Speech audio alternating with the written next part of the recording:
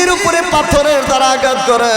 পাথরের আঘাত খেতে খেতে আমি একটা পর্যায়ে যখন অজ্ঞান হয়ে গেলাম, কিন্তু তার ডানে তাকাই, বামে তাকাই, সামনে তাকাই, পিছনে তাকাই, আমার কোনো আত্মীয় নাই, আমার মাও নাই, বাবাও নাই, সঙ্গী সাথে কেউ নাই। ওই মুহূর্তে শুধুমাত্র আমার সঙ্গে ছিল আমার পালক পুত্র যায়েদ রাদিয়াল্লাহু তাআলা আনহু। আল্লাহর পয়গম্বরের পিঠ মুবারকের মধ্যে উনি এমন একটা জামা নিয়ে যখন মুছতে শুরু করেছেন, রক্ত আর এই জামা চুষণ করে না।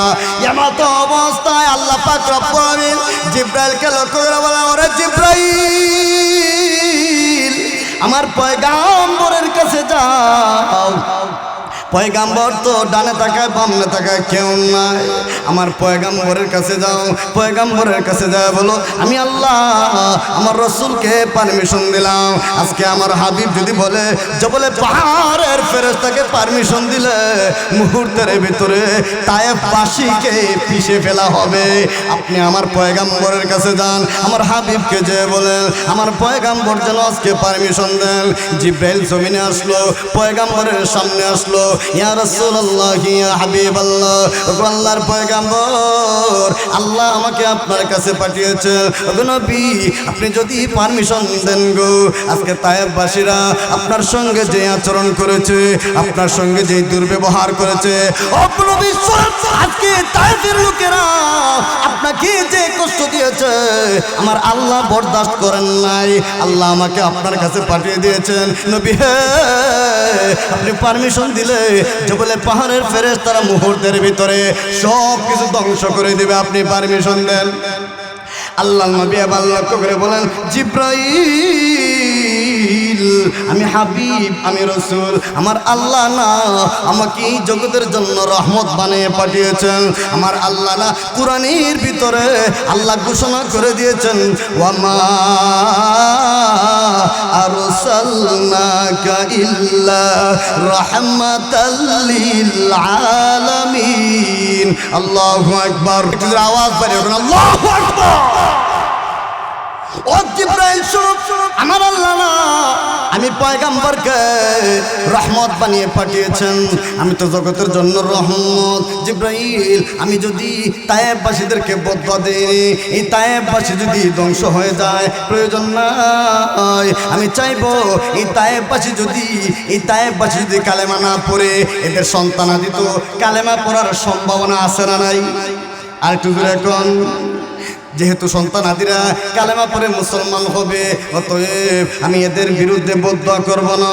জিবরাইল, যাও, তায়েফবাসীদের ব্যাপারে আমার কোনো ক্ষোভ নাই।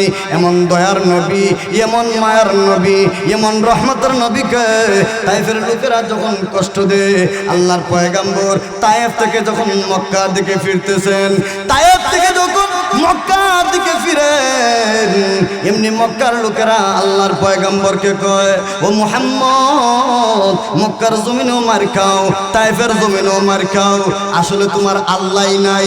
নাউজুবিল্লাহ কোন। হাজারো বেতা বেদনার পরে ফিরে আসনি তুমি আপন ঘরে, দিনের আলো তুমি ছড়িয়ে দিতে চলে গেলে মদিনায় মক্কা ছেড়ে। হে রাসূল, তোমাকে ভুলি আমি কেমন করে, ঠিক কিনা জোরে কোন। হে রাসূল, তোমাকে ভুলি আমি কেমন করে, খেয়ে না খেয়ে দিন প্রচারের কাজে নিজেকে দিয়েছ বিলিয়ে। তায়েফের কাফেরেরা চিনল না এ আদব, দুষ্ট ছেলেদের পিছু দিল লেলিয়ে। পাথরের আঘাতে ক্ষত বিক্ষত হয়ে সারা শরীর থেকে রক্ত ঝরে। হে রাসূল, তোমাকে ভুলি আমি কেমন করে। হে রাসূল, তোমাকে ভুলি আমি কেমন করে। জোরে কোন ঠিক কিনা, একটা আওয়াজ বাড়ে কোন ঠিক কিনা। ऐ दुनिया ये सदाकत में तेरा नाम रहेगा,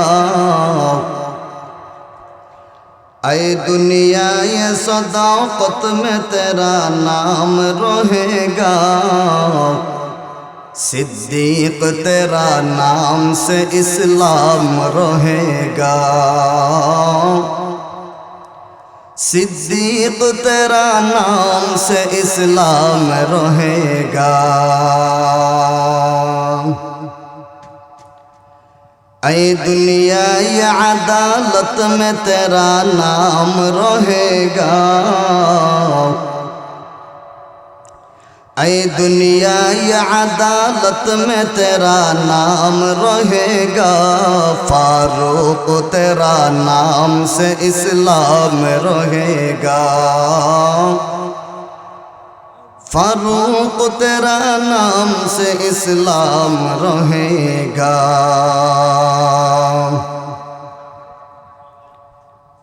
ऐ दुनिया ये सखावत में तेरा नाम रहेगा, ऐ दुनिया ये सखावत में तेरा नाम रहेगा। उस्मान तेरा नाम से इस्लाम रहेगा, उस्मान तेरा नाम से इस्लाम रहेगा।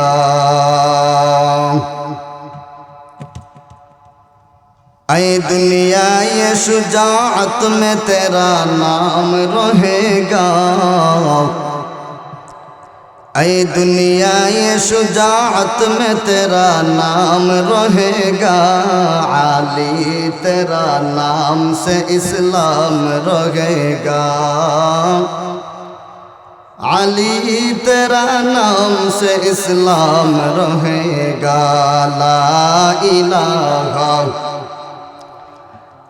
ला इलाहा इल्लल्लाह, ला इलाहा, সবাই আমার সাথে জিকির করি সবাই।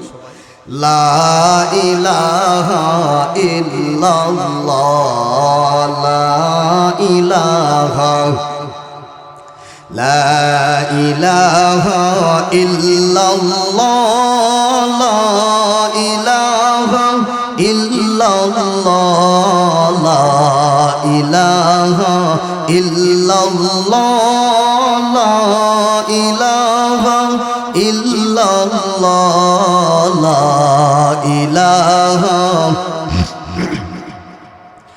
এই কালিমা মানবে যারা, কাজে লাগবে মরণ বেলা। এই কালিমা মানবে যারা, কাজে লাগবে মরণ বেলা।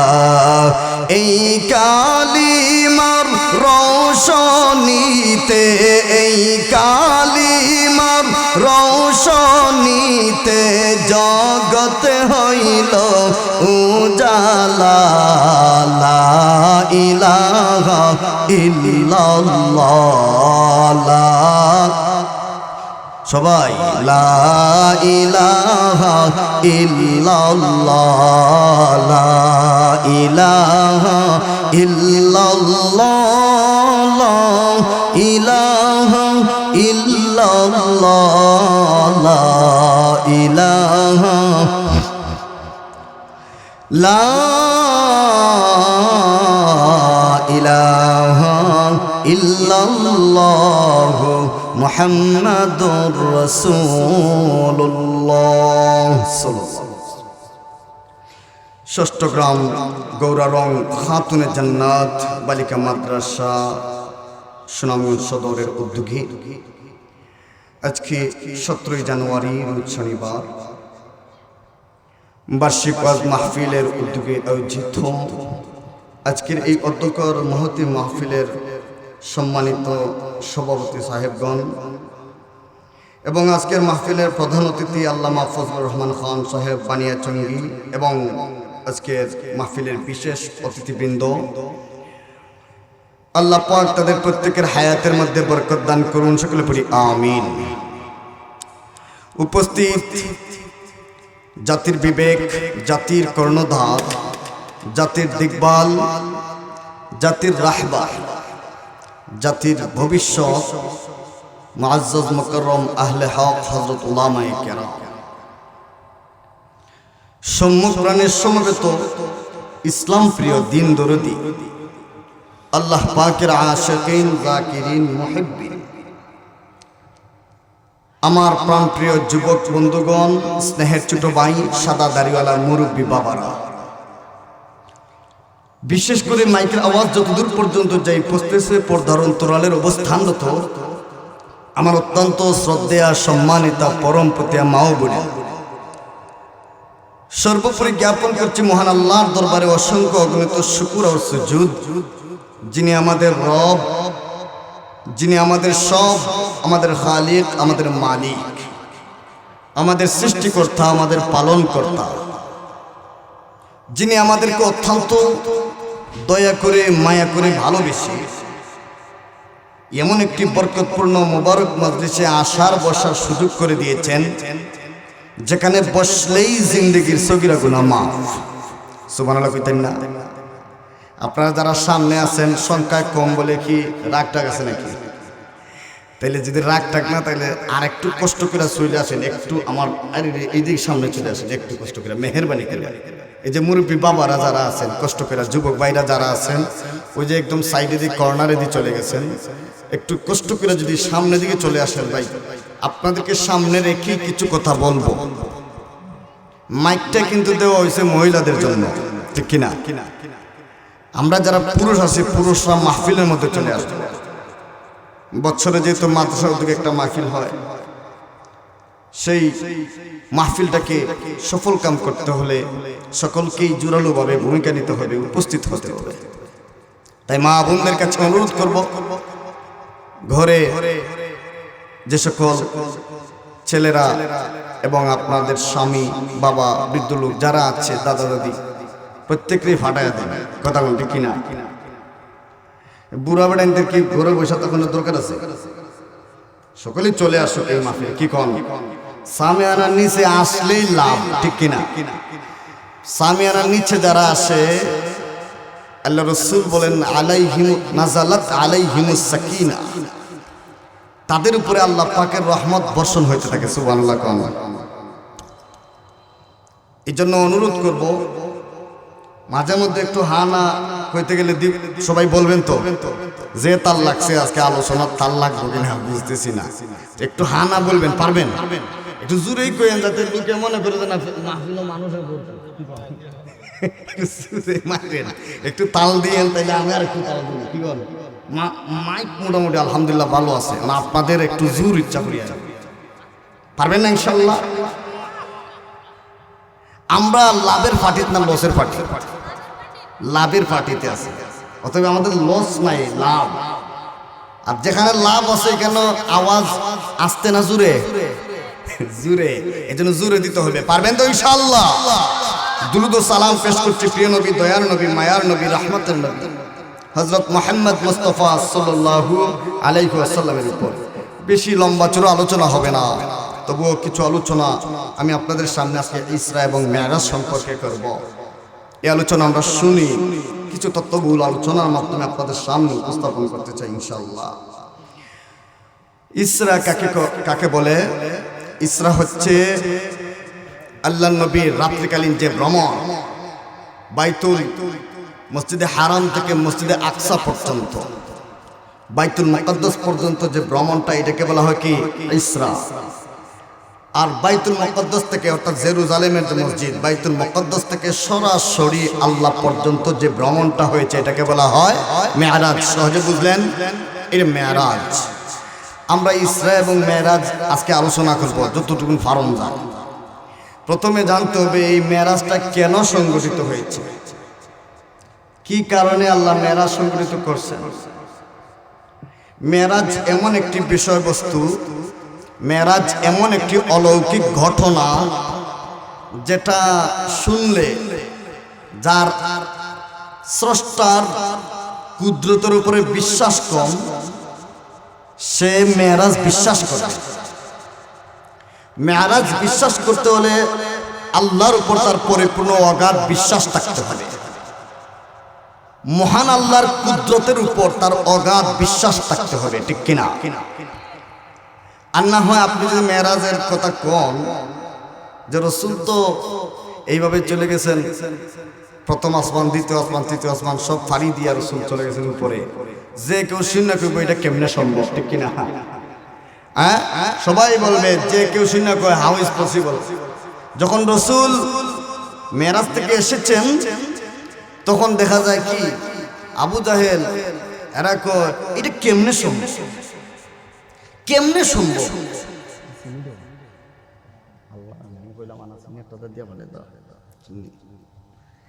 এটা কেমনে সম্ভব? আচ্ছা কোন তো দেখি আমরা মানুষ, আমরা কি সব কাজে সক্ষম? সকল কাজে কি আমরা সক্ষম? সক্ষম না। এজন্য আল্লাহ শুরুতেই আল্লাহ বলছেন সুবহান, এর একটা মশহুর অর্থ হচ্ছে পবিত্র। তাফসীর কারগণ বলেন আল্লাহ সর্বপ্রকার অক্ষমতার থেকে আল্লাহ পবিত্র। সুবহানাল্লাহ।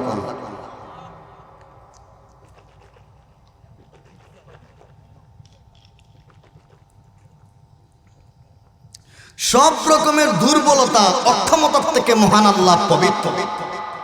আমরা মানুষ, আমাদের পক্ষে অনেক কিছু সম্ভব না, কিন্তু আল্লাহর পক্ষে কি সম্ভব? আল্লাহ চেয়েছেন বিদায় কুটি ছাড়াই আসমানটাকে আমরা মাথার উপরে রাখছি, ঠিক না? এই যে আমাদের মাথার উপরে 7 আসমান আছে, কোন কুটি দেওয়া আছে?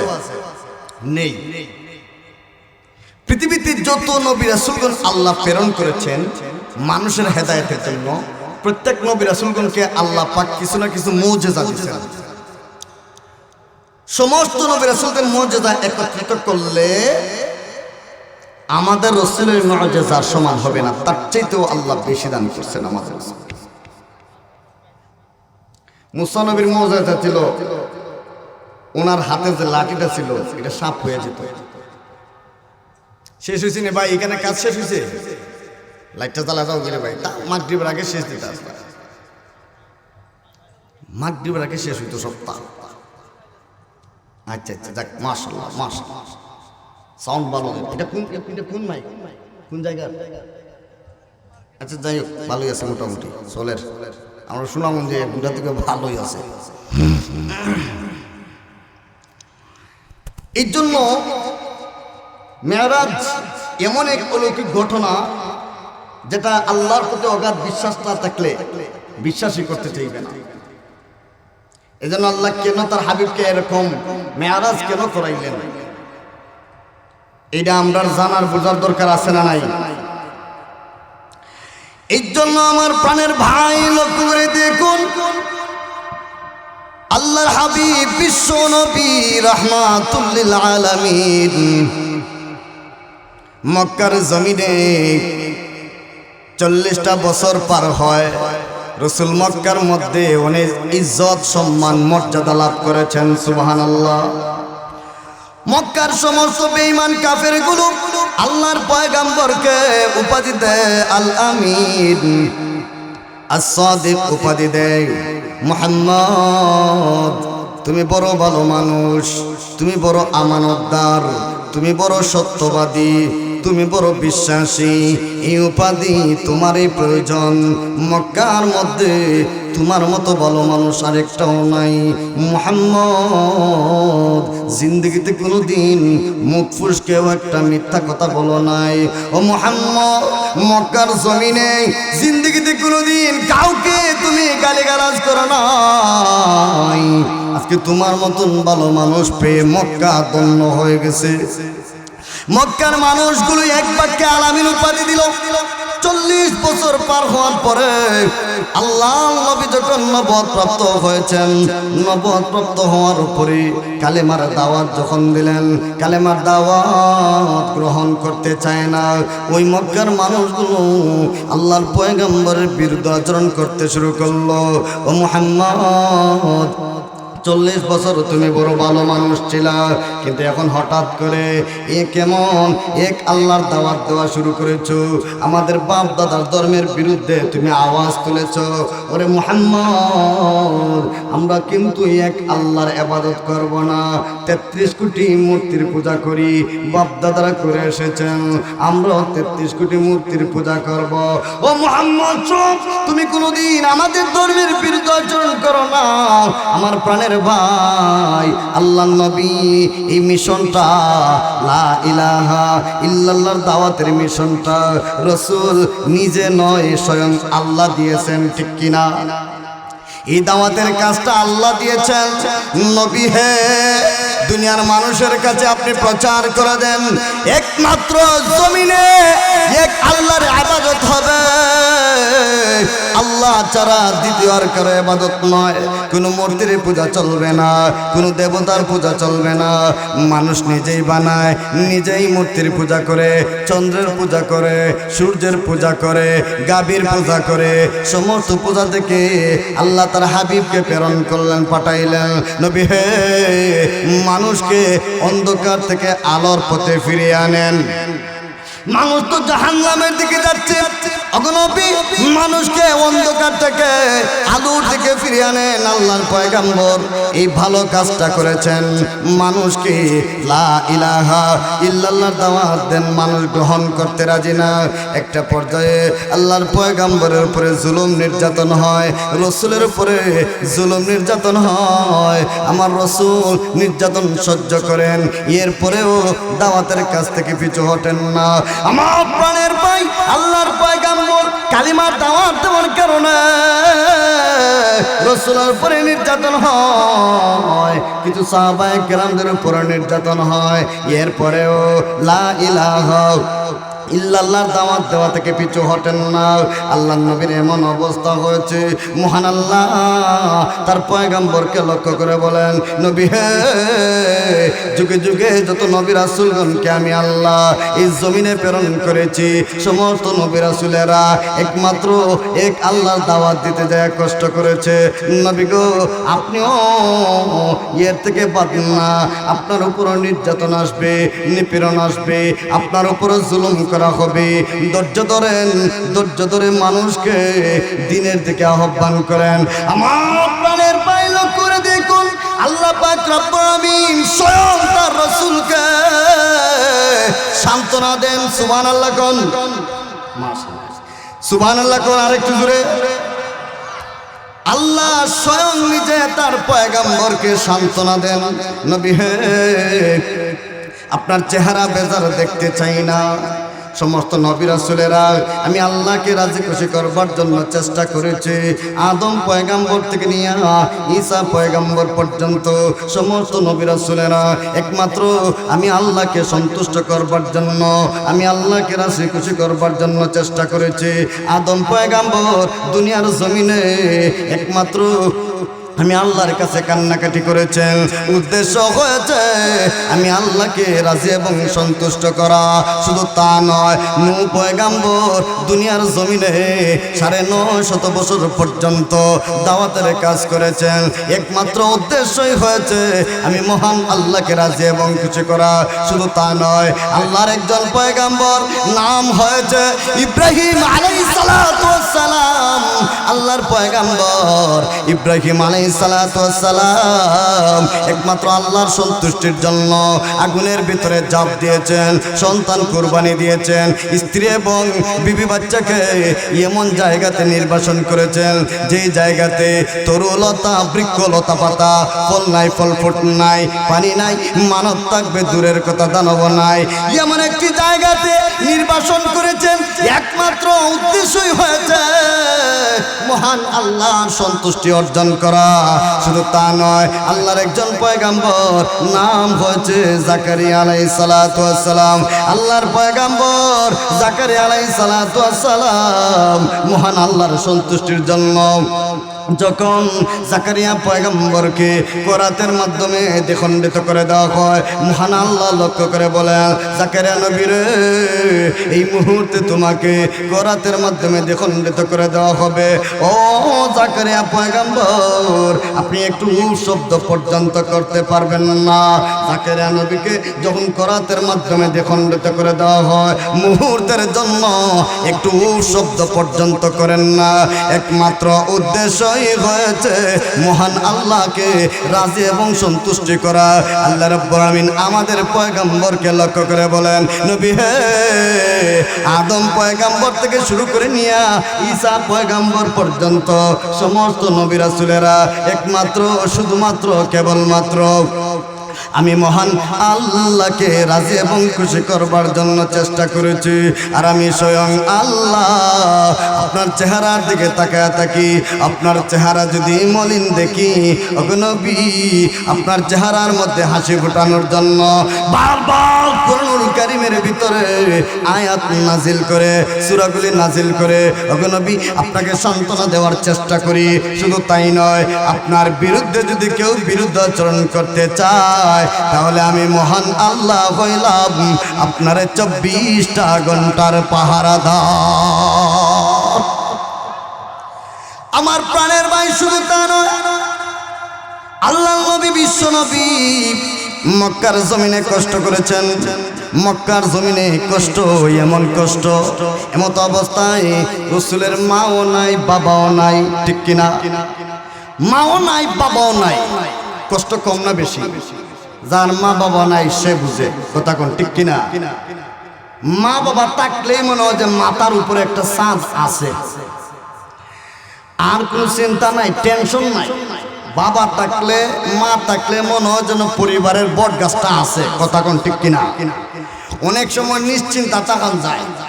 বাপ মা না থাকলে তখন মনে হয় যেন ফ্যামিলির, পরিবারের সব দায়িত্ব এখন নিজের গাড়ে, শুলো আনাই নিজের গাড়ে, আর দেখার মতো কেউ নেই। রাসূলের অবস্থা এমন হয়েছে, জন্মের আগেই বাবা নেই, কথা কোন ঠিক কিনা? এরপরে 6 বছর বয়সে মাও নেই। নবুয়ত প্রাপ্ত হয়েছেন, এমত অবস্থায় রাসূলের চাচাও, দাদাও বিদায় নিছেন, তারপরে চাচা বিদায় নিলেন, এরপরে প্রিয়তমা স্ত্রীও দুনিয়া থেকে বিদায় নিলেন। একদম একা হয়ে গেছেন। কষ্ট কম না বেশি? একটু আওয়াজ বাড়িয়ে কম না বেশি? কষ্ট এত বেশি। রাসূল এমত অবস্থায় মক্কার বেঈমানরাও এখন আরো সুযোগ পেয়েছে। মক্কার বেঈমানরা রাসূলকেও কষ্ট দেয়, সাহাবীদেরকেও কষ্ট দেয়। আল্লাহর পয়গম্বর সমস্ত কষ্ট নিয়ে কেঁদে কেঁদে চলে গেলেন তায়েফের ময়দানে। তায়েফবাসীদের কাছে ইসলামের প্রচার প্রসার করবার জন্য তায়েফের ময়দানে যখন গেলেন, সেখানে যে মানুষদেরকে দ্বীনের দাওয়াত দিচ্ছেন, 1 মাস নয়, 2 মাস নয়, 3 মাস তায়েফের মাঠে দাওয়াত দিচ্ছেন, একটা লোকও কালেমা পড়া মুসলমান হয় নাই। আমার প্রাণের পায়ে লক্ষ্য করে দেখুন, আল্লাহর হাবিব বিশ্ব নবী রাহমাতুল লিল আলামিন তায়েফের জমিনে গেলেন। 1 দিন নয়, 2 দিন নয়, 3 মাস পর্যন্ত একাধারে তায়েফবাসীকে দ্বীনের দাওয়াত দিলেন। ও তায়েফবাসী, এক আল্লাহর গোলামি করো, মূর্তির পূজা বাদ দাও, দেবতার পূজা করতে হবে না, চন্দ্রের পূজা করতে হবে না, সূর্যের পূজা করা লাগবে না, এক আল্লাহর গোলামি করো। কিন্তু তায়েফের মানুষগুলো আল্লাহর নবীর দাওয়াত গ্রহণ করল না, উল্টো আল্লাহর পয়গম্বরকে 3 ভাইয়ের মধ্যে এক ভাই লক্ষ্য করে বলে, ও মুহাম্মদ, কুরাইশ বংশই বুঝি আল্লাহ দেখলো, আর কি কোনো বংশ নাই নবী বানানোর জন্য? কুরাইশ বংশ আমি পছন্দ করি না। আরেক ভাই লক্ষ্য করে বলে, ওরে মুহাম্মদ, তোমার চেহারাই আমি দেখতে চাই না, তুমি আমার চোখের সামনে থেকে দূর হও। আরেক ভাই লক্ষ্য করে কয়, ও মুহাম্মদ, তোমার মতনই বুঝি একটা লোকরে আল্লাহ নবী বানাইলো, তোমার মতন লোকরে আমি নবী হিসাবে মানি না। এই মানুষগুলো যখন আল্লাহর পয়গম্বরকে বারবার কথার মাধ্যমে কষ্ট দে, কথার আঘাত কম না বেশি? কথার আঘাত কম না বেশি? মাঝে মধ্যে দেখবেন সমাজের মধ্যে কেউ কেউ কয়, করে ভাই, এই কথাটা না কইয়া যদি 2টা মাইরা লাইতে চিন্তা ছিল না, কথা কোন ঠিক কিনা? এই কথাটা না কইয়া 2টা মারি লাইতে দুঃখ লাগতো না? এমন কথা কেমনে বললি? আল্লাহর পয়গম্বরকে যখন এরকম কথা বলে নবী কষ্ট পান, নবীর জন্য মনে হয় কষ্ট, মনের মধ্যে এত কষ্ট, পাহাড় পরিমাণ কষ্ট নিয়া রাসূল যখন তায়েফ ছেড়ে পুনরায় মক্কার দিকে চলে যাবেন, তায়েফের ময়দান থেকে যখন আল্লাহর হাবিব বিশ্ব নবী তায়েফ ছেড়ে যখন মক্কার দিকে চলবেন এমত অবস্থায় তাইফের লোকেরা কিছু ছেলে ফেলেদেরকে লেলিয়ে দিয়েছে আল্লাহর পয়গম্বরের পিছনে। তার কারণ হয়েছে পাথর দ্বারা যেন আল্লাহর পয়গম্বরের উপরে আঘাত করা হয়। যে রসুলের উপরে মশা মাছি বসা হারাম, ওই পয়গম্বরের উপরে একবার নয় দুইবার নয়, কিতাবের ভিতরে উল্লেখ করা হয়েছে আল্লাহ নবী তাইফের জমিনে তিনবারের মতন অজ্ঞান হয়ে পড়েছেন। রসুলকে যখন পাথরের দ্বারা আঘাত করা হয়, পাথরের আঘাত খেতে খেতে রসুলের পিঠ মোবারক জাজরা হয়ে গেছে, চাউলের ন্যায় জাজরা হয়ে গেছে। আল্লাহর পয়গম্বরের স্ত্রী আম্মা জান আয়েশা রাদিয়াল্লাহু তাআলা আনহা লক্ষ্য করে বলেন, ওগো নবীজি, আপনার পিঠের মধ্যে যে দাগগুলো দেখা যায়, ওগো নবী, এই দাগগুলো কিসের দাগ? এই যে বড় বড় বরণের মতন ছিদ্র ছিদ্র হয়ে আছে। ও পয়গম্বর, উহুদের ময়দানে কি বেঈমান কাফেররা আপনাকে বেশি কষ্ট দিয়েছে? এটা কি উহুদের ময়দানের দাগ? আল্লাহর নবী লক্ষ্য করে বলেন, ওরে আয়েশা, এটা উহুদের ময়দানের দাগ নয়। ও আয়েশা, উহুদের ময়দানে তো আমার আপনজনেরা আমার কাছে ছিল, কিন্তু তাইফের ময়দানে আমার কোনো আপনজন আমার কাছে ছিল না। তাইফের ময়দানে অবস্থাটা আমার এমন হয়েছে।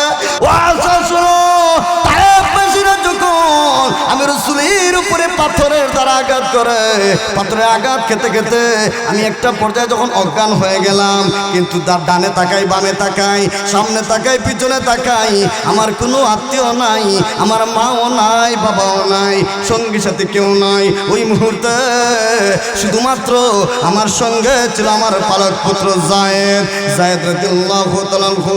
আল্লাহর পয়গম্বরের পিঠ মোবারকের মধ্যে উনি এমন একটা জামা নিয়ে যখন মুছতে শুরু করেছেন, রক্ত আর এই জামা চূষণ করে না। এমত অবস্থায় আল্লাহ পাক রব্বুল আলামিন জিবরাইলকে লক্ষ্য করে বলেন, ওরে জিবরাইল, আমার পয়গম্বরের কাছে যাও। পয়গম্বর তো ডানে তাকায়, বামে তাকায়, কেউ নাই। আমার পয়গম্বরের কাছে যাও, পয়গম্বরের কাছে যায় বলো, আমি আল্লাহ আমার রসুলকে পারমিশন দিলাম, আজকে আমার হাবিব যদি বলে জবলে পাহাড়ের ফেরেশতাকে পারমিশন দিলে মুহূর্তের ভিতরে তায়েফবাসীকে পিষে ফেলা হবে। আপনি আমার পয়গম্বরের কাছে যান, আমার হাবিবকে যে বলেন আমার পয়গম্বর যেন আজকে পারমিশন দেন। জিবরাইল জমিনে আসলো, পয়গম্বরের সামনে আসলো, ইয়া রাসূলুল্লাহ, ইয়া হাবিবাল্লাহ, ওগো আল্লাহর পয়গম্বর, আল্লাহ আমাকে আপনার কাছে পাঠিয়েছেন। ওগো নবী, আপনি যদি পারমিশন দেন গো, আজকে তায়েফবাসীরা আপনার সঙ্গে যে আচরণ করেছে, আপনার সঙ্গে যে দুর্ব্যবহার করেছে, ওগো নবী, আজকে তায়েফের লোকেরা আপনাকে যে কষ্ট দিয়েছে, আমার আল্লাহ বরদাস্ত করেন নাই। আল্লাহ আমাকে আপনার কাছে পাঠিয়ে দিয়েছেন। নবী হে, আপনি পারমিশন দিলে জবলে পাহাড়ের ফেরেশতারা মুহূর্তের ভিতরে সব কিছু ধ্বংস করে দেবে, আপনি পারমিশন দেন। আল্লাহ নবী আবার লক্ষ্য করে বলেন, জিবরাইল, আমি হাবিব, আমি রসুল, আমার আল্লাহ না আমাকে এই জগতের জন্য রহমত বানিয়ে পাঠিয়েছেন। আমার আল্লাহ না কুরআনের ভিতরে আল্লাহ ঘোষণা করে দিয়েছেন, ওয়ামা আরসালনাকা ইল্লা রাহমাতাল লিল আলামিন। আল্লাহু আকবার। আওয়াজ বাড়িয়ে বলুন, আল্লাহু আকবার। ও জিবরাইল, আমার আল্লাহ না আমি পয়গম্বরকে রহমত বানিয়ে পাঠিয়েছেন, আমি তো জগতের জন্য রহমত। জিবরাইল, আমি যদি তায়েফবাসীদেরকে বদয়া দেই, এই তায়েফবাসী যদি ধ্বংস হয়ে যায় প্রয়োজন নাই। আমি চাইবো এই তায়েফবাসী যদি কালেমা না পড়ে এদের সন্তানাদি তো কালেমা পড়ার সম্ভাবনা আছে না নাই? আর একটু দূরে এখন, যেহেতু সন্তানাদিরা কালেমা পড়ে মুসলমান হবে, অতএব আমি এদের বিরুদ্ধে বদয়া করব না। জিবরাইল, যাও, তায়েফবাসীদের ব্যাপারে আমার কোনো ক্ষোভ নাই। এমন দয়ার নবী, এমন মায়ার নবী, এমন রহমতের নবীকে তায়েফের লোকেরা যখন কষ্ট দেয়, আল্লাহর পয়গম্বর তায়েফ থেকে যখন মক্কার দিকে ফিরতেছেন, তায়েফ থেকে যখন মক্কার দিকে ফিরেন। এমনি মক্কার লোকেরা আল্লাহর পয়গম্বরকে কয়, ও মুহাম্মদ, মক্কার জমিনও মার খাও, তায়েফের জমিনও মার খাও, আসলে তোমার আল্লাহই নাই। নাউজুবিল্লাহ কোন। হাজারো বেতা বেদনার পরে ফিরে আসনি তুমি আপন ঘরে, দিনের আলো তুমি ছড়িয়ে দিতে চলে গেলে মদিনায় মক্কা ছেড়ে। হে রাসূল, তোমাকে ভুলি আমি কেমন করে, ঠিক কিনা জোরে কোন। হে রাসূল, তোমাকে ভুলি আমি কেমন করে। খেয়ে না খেয়ে দিন প্রচারের কাজে নিজেকে দিয়েছ বিলিয়ে, তায়েফের কাফেরেরা চিনল না এ আদব, দুষ্ট ছেলেদের পিছু দিল লেলিয়ে। পাথরের আঘাতে ক্ষত বিক্ষত হয়ে সারা শরীর থেকে রক্ত ঝরে। হে রাসূল, তোমাকে ভুলি আমি কেমন করে। হে রাসূল, তোমাকে ভুলি আমি কেমন করে। জোরে কোন ঠিক কিনা, একটা আওয়াজ পারে কোন ঠিক কিনা। এই জন্য রাসূল আমাদের আদর্শ। আমাদের আদর্শ কি? রাসূল কে আমাদের আদর্শ? ইমানদারের আদর্শ। রাসূলের আদর্শ ছাড়া ইমানদারের দ্বিতীয় কোনো আদর্শ, এই নীতি আমাদের শ্রেষ্ঠ নীতি। কথা কোন ঠিক কিনা? একটু জোরে কোন। আমার প্রাণ ভাই, এখন তায়েফ থেকে যখন আঘাতপ্রাপ্ত হইয়া মক্কায় এসেছেন, মক্কার বেঈমানরা কয়, মুহাম্মদ তুমি কো তোমার আল্লাহ আছে?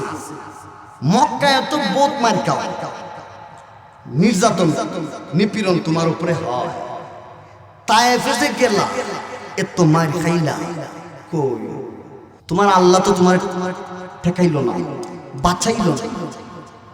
আসলে মুহাম্মদ তোমার আল্লাহ তোমাকে ছেড়ে দিয়েছেন। নাউজুবিল্লাহ।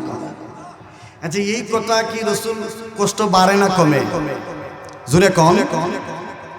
আমার আল্লাহ জিবরাইলকে বলেন, জিবরাইল এই মক্কার বেঈমানগুলো আমার রাসূলকে দেহ, রাসূলকে এত ছোট করতেছে, এত হেয় করতেছে, বুঝাইতে চাইতেছে যে রাসূলের কোনো ইজ্জতই নেই।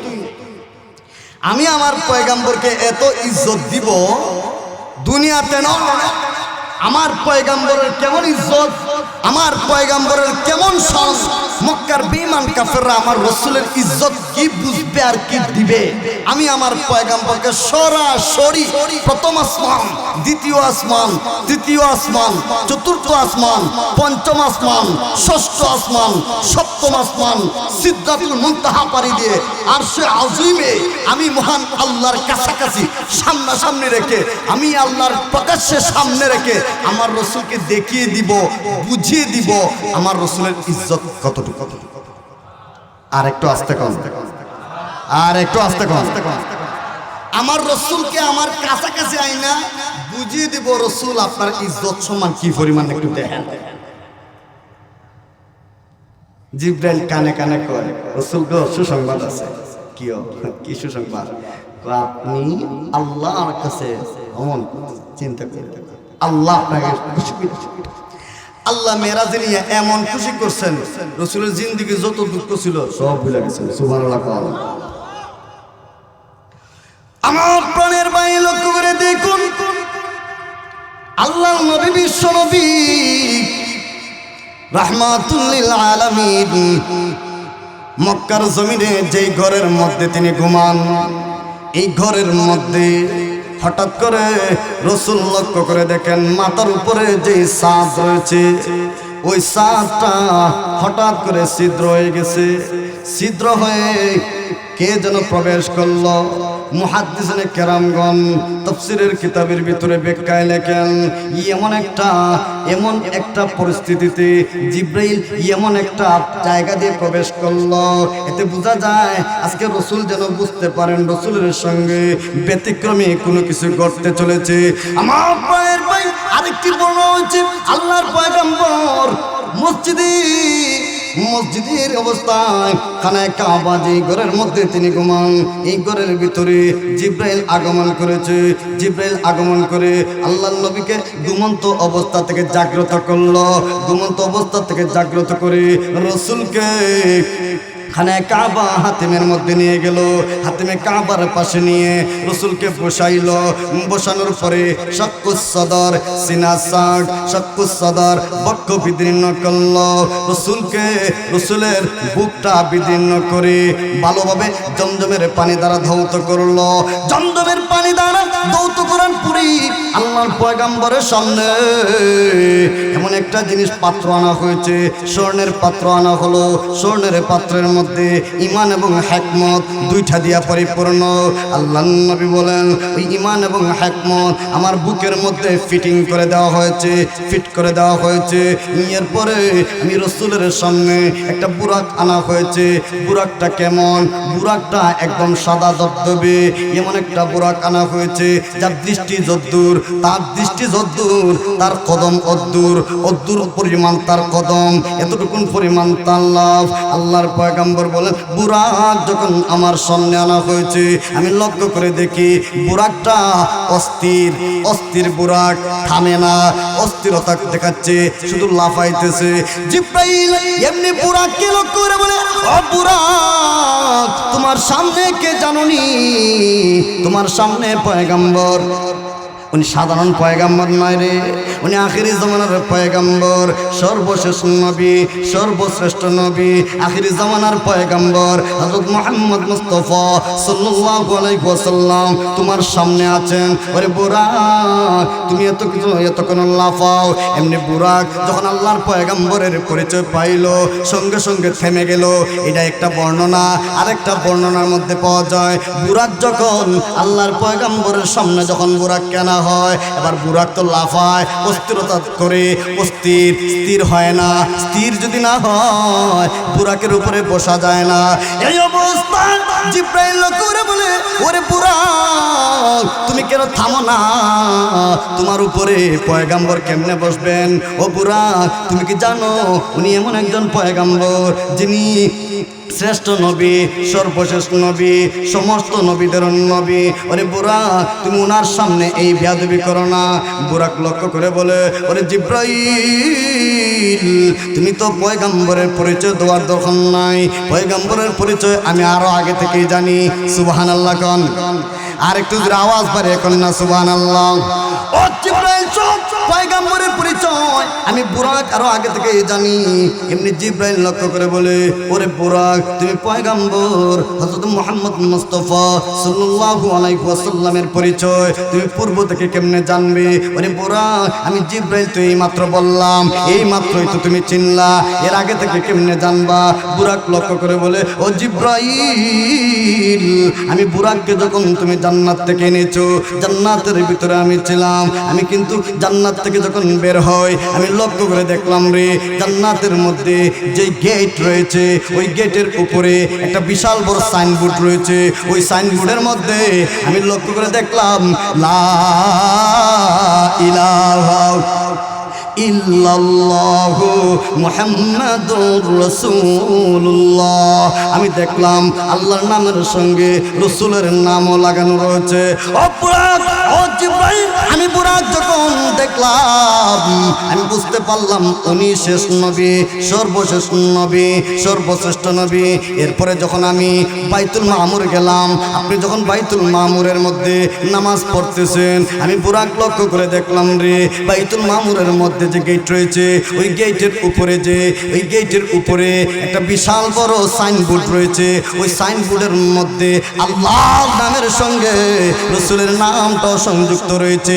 শুধু তা নয়, বাইতুল মামুর নয়, সপ্তম আসমান, ষষ্ঠ আসমান, সমস্ত আসমানগুলোতে, প্রথম, দ্বিতীয়, তৃতীয় সমস্ত আসমানগুলোতে প্রত্যেকটা গেট রয়েছে। সমস্ত গেটের মধ্যে আমি লক্ষ্য করে দেখলাম রে, প্রত্যেকটা গেটের মধ্যে সাইনবোর্ড রয়েছে।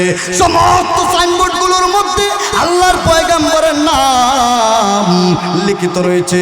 এতে আমার কোনো সন্দেহ নাই, ওই নবী সাধারণ নবী নয়। ওই নবীকে আল্লাহ কত মহব্বত করেন, কত ভালোবাসেন, একটু চিল্লায় কোন ঠিক কিনা?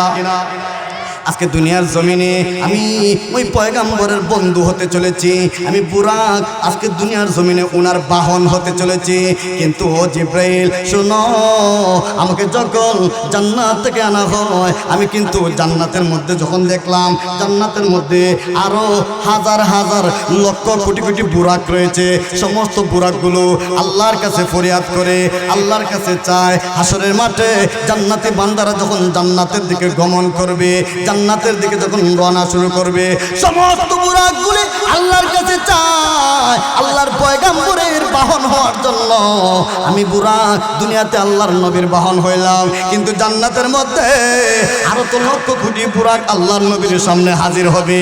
আল্লাহর নবীও তো জান্নাতের মধ্যে যাবেন, রসুল কোন না কোন বুরাকের মধ্যে সোয়ার হয়ে যাবেন। অতএব দুনিয়াতে রসুলের বন্ধু হইলাম, হাসরের মাঠে জান্নাতে যখন রসুল যাবেন অন্য আরেকটা বুরাকের উপর সোয়ার হয়ে যাবেন। এটা আমি কিন্তু সহ্য করব না, আমি বরদাস্ত করব না। অতএব আমি আল্লাহর পক্ষ থেকে পারমিশন নিয়ে এসেছি। আজকে আল্লাহ রসুল যদি আমার কাছে ওয়াদা করেন, যখন রসুল জান্নাতের ভিতরে প্রবেশ করবেন, জান্নাতের ভিতরে প্রবেশ করার আগে আল্লাহর পয়গাম্বর যেন আমাকে এই অনুমতি দেন, আল্লাহর পয়গাম্বর যেন আমি বুরাকের উপর সওয়ার হয়ে জান্নাত গমন করে। ও জিব্রাইল শোনো, আমি বুরাক কিন্তু জানি। আল্লাহর নবী লক্ষ্য করে বলেন, বুরাক রে, তোর চাওয়া তোর আবেদন আমি রসুল মঞ্জুর করলাম। সুবহানাল্লাহ। আর একটু আস্তে কই, আর একটু জোরে কও। আল্লাহর পয়গাম্বর যখন বুরাকের উপরে সোয়ার হবেন, এখন যখন বুরাকের উপর সোয়ার হবেন, সোয়ার হওয়া মাত্রই রসুল হঠাৎ করে আবার নেমে পড়লেন। জিব্রাইল কয়, নবী গো, এই বুরাক তো আপনার জন্য, আপনি কেন নেমে যাচ্ছেন? আল্লাহ তো জান্নাত থেকে এই বাহনটা পাঠিয়েছেন আপনার জন্য। নবী, এই বুরাক থেকে নামার দরকার নাই। আল্লাহ নবী লক্ষ্য করে বলেন, ও জিব্রাইল, আল্লাহ যে আমাকে বুরাক দান করেছেন আমি বড় খুশি। ও জিব্রাইল শোনো, আল্লাহ যে আমি রাসূলকে বুরাক দান করেছেন আমি রাসূল বড় খুশি। কিন্তু রে জিব্রাইল, আমার আল্লাহ কি আমার উম্মতরেও বুরাক দান করবানি? সুবহানাল্লাহ। এমন একজন পয়গাম্বর মেরাজ করবেন, এর সময়ও উম্মতের কথা বলেন না। যখন ঠিক কিনা? আল্লাহর পয়গাম্বর বলেন, জিব্রাইল রে, আমার আল্লাহ কি আমার উম্মতের জন্য এরকম কিছু বুরাক রাখছেননি? জিব্রাইল লক্ষ্য করে বলে, নবী গো, আমি যখন জান্নাত থেকে বুরাক আনি, নবী চিন্তার কোনো প্রয়োজন নাই, জান্নাতের ভিতরে আর অসংখ্য গণিত বুরাক রয়েছে। ও পয়গাম্বর শুনুন, জান্নাতের ভিতরে এক একটা বুরাকের মধ্যে আপনার এক একজন উম্মতের নাম লিপিবদ্ধ আছে। ও নবী, আপনার উম্মতের নামও আছে। সুবহানাল্লাহ। আল্লাহ রাসূল তাইলে ঠিক আছে, এখন উঠি। এখন সোয়ার হইছেন, কই যাবেন? বাইতুল মুকাদ্দাস। অনেক লম্বা সোয়ার ভাই, আমি গেলাম। বাইতুল মুকাদ্দাস যাবেন, রওনা। যখন রওনা দিছেন, এখন বাইত এই বুরাক যখন সোয়ার হইছে, উপর দিকে যখন দিছে উড়ো, এমত অবস্থায় পিছন দিক থেকে কে ডাকে, পিছন দিক থেকে একটা আওয়াজ আসছে, মুহাম্মদ কই যাও? জিব্রাইল কই, রাসূল গো, পিছনে তাকাইয়েন না। কেন? ওইটা দুনিয়া, আপনি তাকাইবেন আপনার উম্মতরা দুনিয়ার প্রতি আসক্ত হয়ে যাবে। এই জন্য মুফাসসিরিনে কেরামগণ বলেন, পৃথিবীর মানুষ দুই দলে বিভক্ত, একদল দুনিয়ামুখী আর আরেক দল পরকালমুখী। একদল দুনিয়ার পাগল, আরেকটা দল আছে পরকালের, কথা কন না, পরকালের পাগল। দুনিয়ার পাগল কাকে বলে? বিল্ডিং বানাইলে দুনিয়ার পাগল না। কথা কি বুঝলেন? আপনার মনে হচ্ছে আরে 10 তলা বিল্ডিং বানাইছে, মানে ও দুনিয়ার পাগল। না, এইটাকে দুনিয়া আপনি বলেন। দুনিয়ার পাগল সেই যে হারাম পন্থায় ইনকাম করে। কথা কি বুঝলেন? সুজা হিসাব বুঝতে পেরেছেন? দুনিয়ার পাগল কাকে বলে? যে হারাম পন্থায় দুনিয়া রুজু করে। হালাল পন্থায় কোটিপতি হইলেও কোনো সমস্যা নেই। আমার প্রাণের ভাই, রাসূল যখন একটু আগাইলেন, এমনি আগাইতে করে দেখা যায় পিছন দিক থেকে আরেকটা আওয়াজ আসছে। জিব্রাইল কয়, নবী গো, মানে পিছনে তাকাইয়েন না। বলে কেন? এইটা হইছে শয়তানটা, এইটা এই শয়তানে আপনার উম্মতকে ঢুকাই ফেলবে, আপনি তাকান দোকান নাই। এইভাবে রাসূল কয়েকটা জায়গার মধ্যে নামছেন, পাহাড়ের মধ্যে নেমেছেন। যে পাহাড়ে মূসা আলাইহিস সালাম আল্লাহর সঙ্গে কথা বলতেন, ওই পাহাড়ে নেমেছেন। যে পাহাড়ের মধ্যে ঈসা আলাইহিস সালাম ভূমিষ্ঠ হয়েছেন, ওই পাহাড়ের মধ্যে নেমেছেন। যেরকম সুবহানাল্লাহ। আমার পায়ের ভাই, শুধু তা নয়, আরেকটা আগানোর পরেই জিব্রাইল আরেকটা জায়গার মধ্যে নামিয়ে দিল ঘন ঘন বসতি। আল্লাহ নবী লক্ষ্য করে বললেন, জিব্রাইল রে, এইটা কোন জায়গা? এত খেজুর গাছ দেখা যায়, এইটা কোন জায়গা?